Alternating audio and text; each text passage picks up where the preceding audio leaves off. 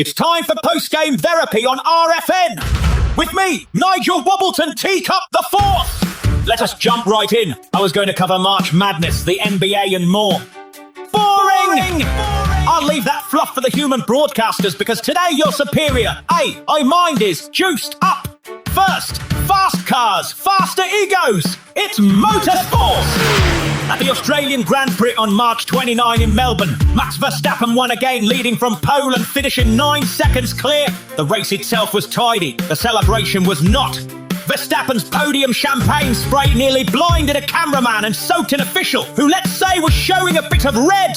Now, the weekly You Absolute Muppets Award. No. In international football involving Koro Kohogo, this past weekend, players took issue with a refereeing decision. Standard stuff. But instead of arguing, shouting, or committing a light tactical foul like normal humans, they chose performance art.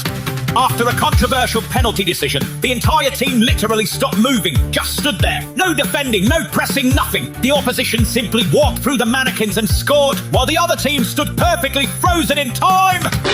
Next! At a UFC fight in Seattle, Alexa Grasso delivered one of the sharpest finishes of the week, and she did it in the sort of time it takes to mispronounce her name.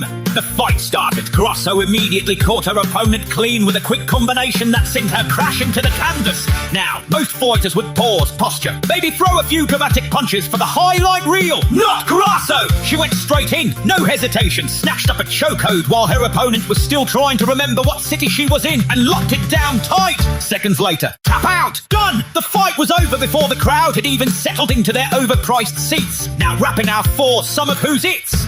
And what's it? In the USL Championship on Sunday, a goalkeeper decided that traditional wasting time on the clock simply wasn't stupid enough. With his team clinging to a lead, the keeper did something epically extraordinary. He threw a second ball onto the field while the opposition were attacking.